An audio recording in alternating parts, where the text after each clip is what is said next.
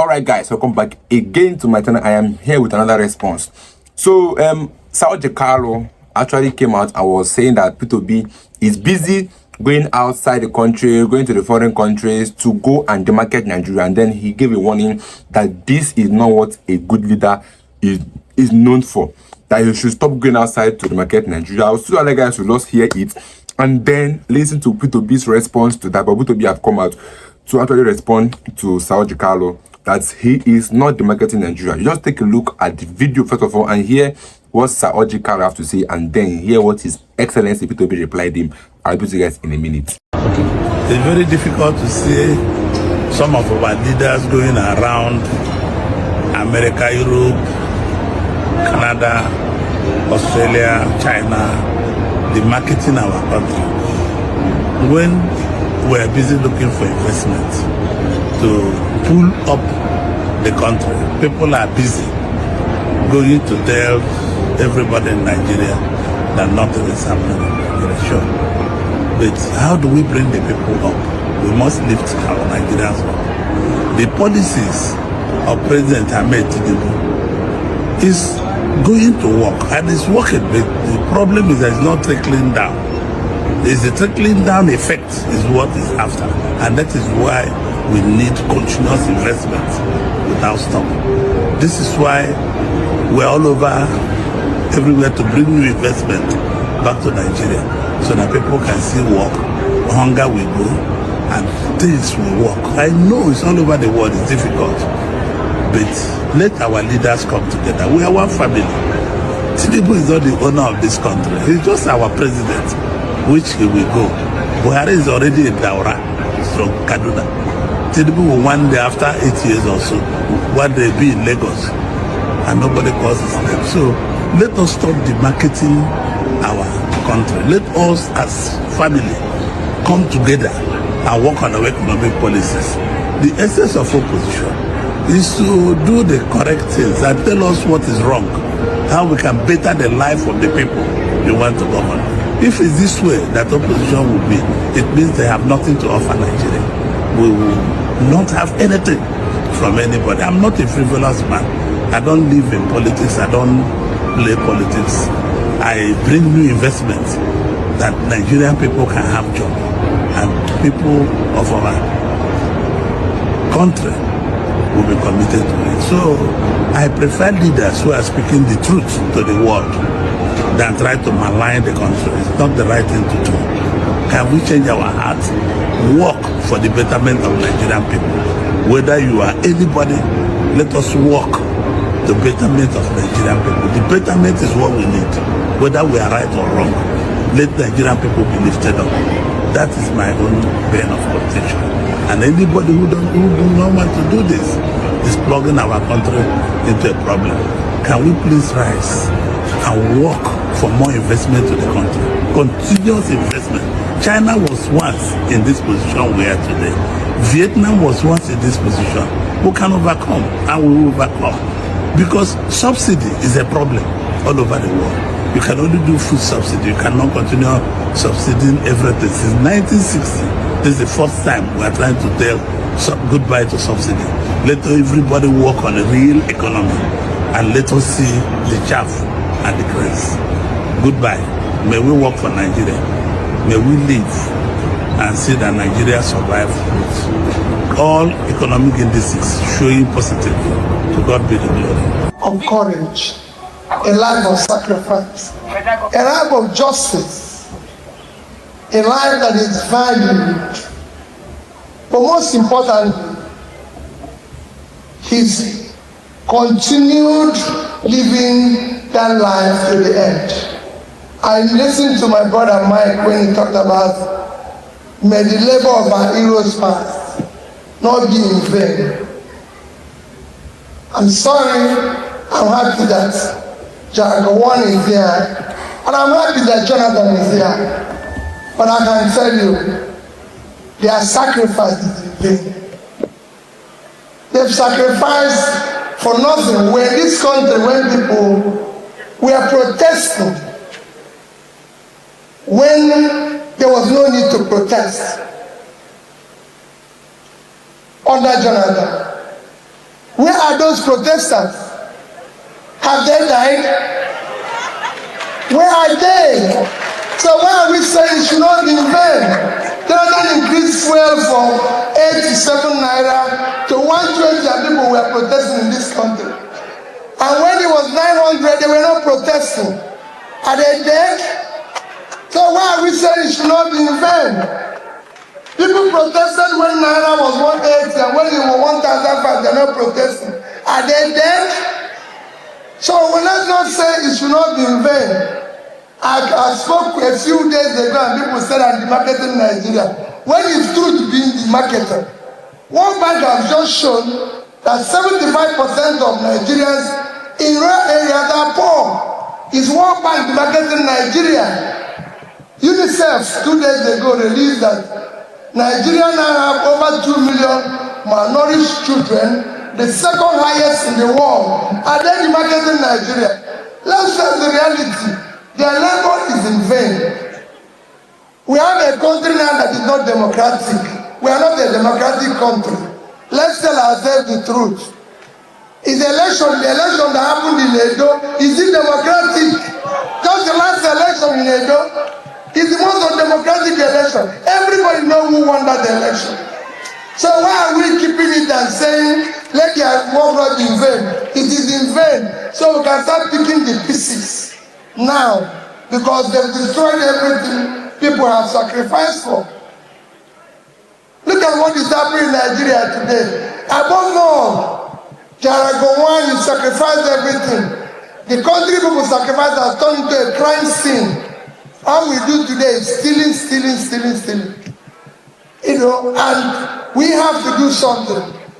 All we need to do is live a courageous life. May God Almighty that called him home grant him eternal rest and grant us the courage to look into what our Father lived for and start picking our pieces. May God bless all of you. The life of this man. He lived a life of justice, equity, fairness to all Nigerians, to all sections of Nigerians. And he maintained so consistently a valued life that we all need to emulate. He was not selective when he's speaking. He spoke for every Nigerian, and he spoke based on truth. He was fearless, even when it does not affect his own area. He will still say, this is the right thing. And that's what we require in Nigeria today. We now live in an unjust, unfair, uncaring society. So we need to do the right thing. So, let's talk about the fact that when it comes to the unity of Nigeria, it must be on the platform of justice. Are you saying that this man, the way he lived, is apparent that some parts of the country are not getting justice? That's why it's serious. It's for you to assess. I said it when I spoke. We now live in an unjust, unfair, uncaring Nigeria. So we will say that let the labor of our heroes not be in vain. But I think their labor is in vain, because whatever they wished, we are living the opposite of it. Let me ask you, I described you as a political activist earlier, and I know that you sided with Mr. Peter Obi, although you've told me on some other interviews that you are really not a Labour Party member or a card-carrying member of the Labour Party. But it seems that all is not well with that party that you helped or that you campaigned for or that you sided with in 2023. How does this make you feel, though? You see, Sheil, I am actually by far more difficult to pin down the way you are trying to. I supported Peter Gregory Obi, but I never supported the Labour Party. And I was very, very specific in constantly reiterating the fact that I am not a member of the Labour Party. I support, or let me use the word, supported Peter Gregory Obi in 2023. The objective realities and the quality of the candidates on the ground conditioned my position.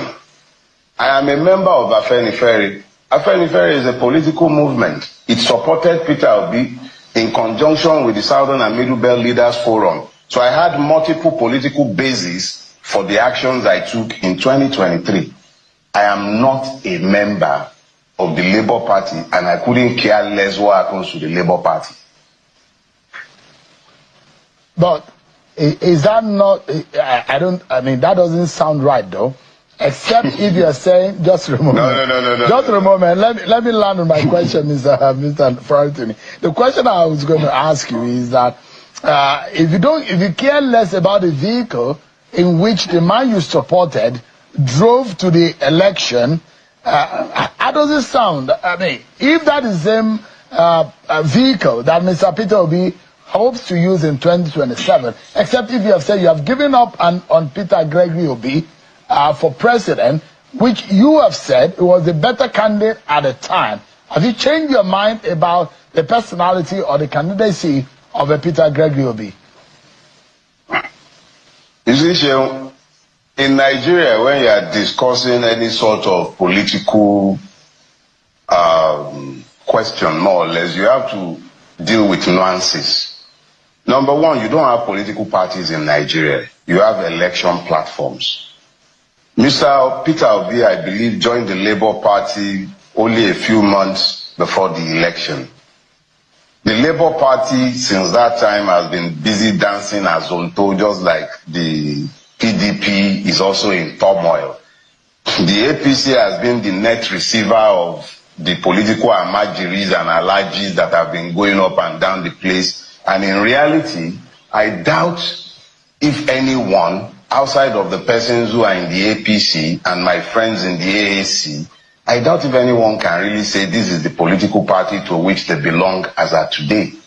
The reality is that neither the Labour Party nor the PDP is on any sound footing to the point where one can speak to them or of them as political platforms. I don't know where Mr. Peter Obi will be in 2027. I don't know where Nigeria will be in 2027. I don't even know if we would have an election worthy of his name in 2027. The totality of my political focus as we speak today is electoral reform. When we have electoral reform and our votes count, and it's not an INEC that is switching off systems, a court that is declaring a 37th state, and I'm having all kind of funny things coming out of the judiciary. When we have a meaningful electoral system, not one that is full of delusions like what we were sold by Mahmoud, then I will be interested in 20. See, all this discussion about 2027, they are distractions and a waste of everybody's time. Is there going to even be an election? We've had 5 gubernatorial elections, I believe, since 2023 elections. Each and every one of them have been successively worse than the last. Is it in that kind of condition that I will now be sitting down expecting and planning an election in 2027? Would we even have Nigeria in 2027? The people on the Benue, in the Benue Trop, would they be voting in 2027? The people on the plateau, would they vote in 2027? The people who are dying daily of hunger and avoidable diseases, are they going to vote in 2027? 2027 is a bridge too far for the average Nigerian to even be thinking of climbing. I have no interest whatsoever, and nobody can claim they've heard me talk about 2027. I'm not interested in 2027. I'm interested in surviving now. I'm interested in seeing an electoral process that makes 2027 or any other election make sense. That interests me. But I'm to be speaking to an election in 2027 in the face of our sickling objective realities, it does not interest me. I'm not excited by it. I'm actually irritated that politicians are busy gallivanting all over the place talking about election in 2027. I think it's brainless, so, if you ask me. The survival of our country should be paramount. A part of my question is whether or not you still believe, although you've said that you do not think that 2027 is up for conversation. No, I mean, the part I'm talking about, Mr. Farotimi, is the part that concerns Mr. Peter Obi.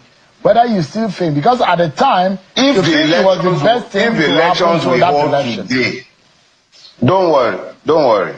If elections we hold today, you remember, I don't do linguistic inexactitudes. If elections where our votes will count would hold today, I'll vote Peter Gregory Obi, unless somebody else comes into the race that I believe can do better. If it's still the same lineup as the last time, it is definitely Peter Obi that I'm voting. I would hope that he would be a little bolder with his policy platforms, but frankly speaking, in terms of capacity, in terms of integrity, there is nobody else that I will be supporting. Something drastic has to happen for me to decide that I'm not supporting Peter Obi. It might be that I teamed up with some objectionable persons that I cannot stomach, maybe because of some people that I might team up with, and that is a real possibility. But outside of that, if there is nobody else, who am I supposed to vote for Bulaba, or is it Atiku that will now queue behind in 2020 if there were to be an election today? But I actually think that our discussions of election today is actually a disservice to ourselves, because we really cannot speak in terms of an election in our current circumstances. I'm imagining that an election in the face. That those who are defecting to the APC, and in their numbers, the girl of defection we saw in Delta said a whole state structure moved to the APC, and those in the APC will say this is a signal that the APC is the sweet and the beautiful bride that is attracting a lot of people from the outside. And at some point, the APC had said, it's a performance of the government of the day, and things are getting better. And that is why the platform is looking so beautiful for others to join.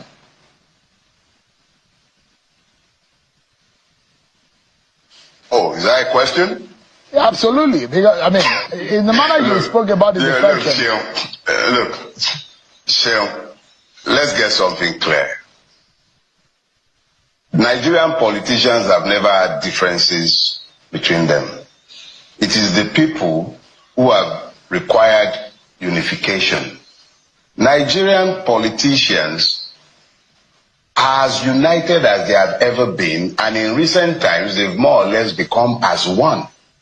It is the people who have been divided into multiple bits. What you are saying today is the realization that you need to align with the behemoth in the land. And that is why you are seeing parties, or let me say, you're seeing entire state structures of the PDP who understand that that corrupt power that has now been captured by the APC is not going to be dropped unless the people become involved and become factors in the electoral process. As long as a Yakubu Mahmoud or whoever is selected to replace him has the capacity to be telling Nigerians to go to court when it declares the election result in the middle of the night, the PDP and all the other power-hungry people would jump into the APC boat because they want second terms and they don't want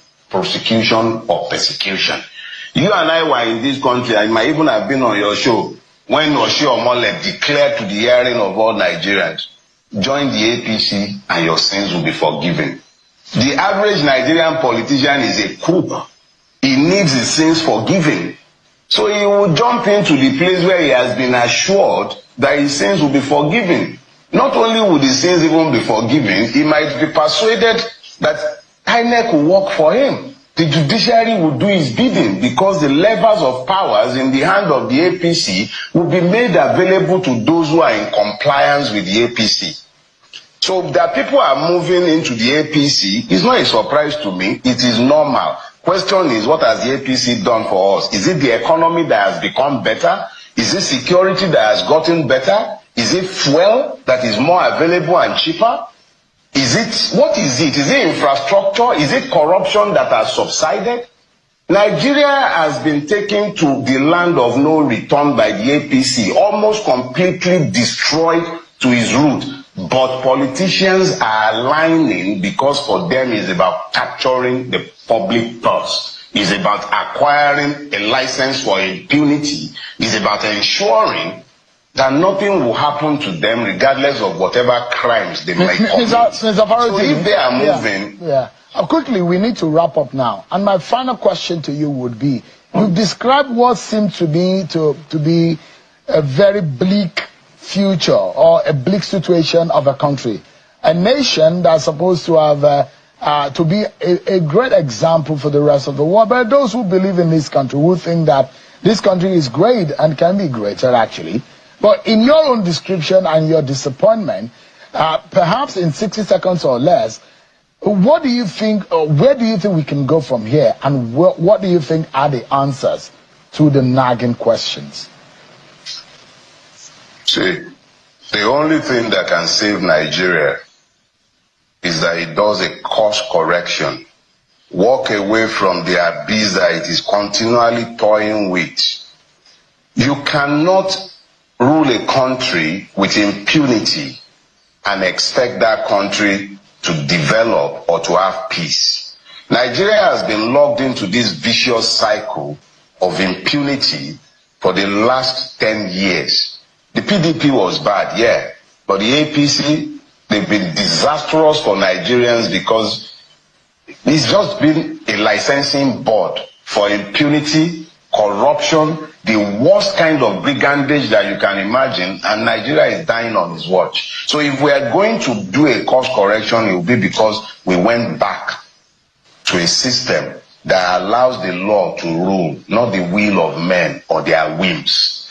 That is the only thing that can save us. Outside of that, it's just a matter of time. Nigeria will die if it continues like this. Dele Farotimi, should I call you a man that has lived 21 days in prison? Political? No, it's sufficient. No, it's sufficient. You can just call me the senior accused of Nigeria. To be asked, when did saying the truth become the marketing? Because the only thing I would say that P2B have done is saying the truth. What we are facing in Nigeria, what others couldn't say. P2B took the courage to say it. And now somebody is saying that P2B is the marketing in Nigeria, which does not make any sense. P2B is not the marketing in Nigeria. He's just saying the actual truth. Then let's talk about who are the marketing in Nigeria. You can imagine in a country where the government are aware of bandits, but they are not doing anything about it. You can imagine where a government, a EFCC office went to arrest VDM for GT Bank and cover his face. It's called abduction. Then when an investor sees such videos or such news, how would they feel about Nigeria? Imagine a country where youths are protesting, youths are lamenting, youths are crying out, and the government have not said anything. If investors sees that video, what would they think? So you see that this government are even the ones the marketing in Nigeria. As a Nigerian alone, you already have a disadvantage. I have a friend that wanted to apply for a job online.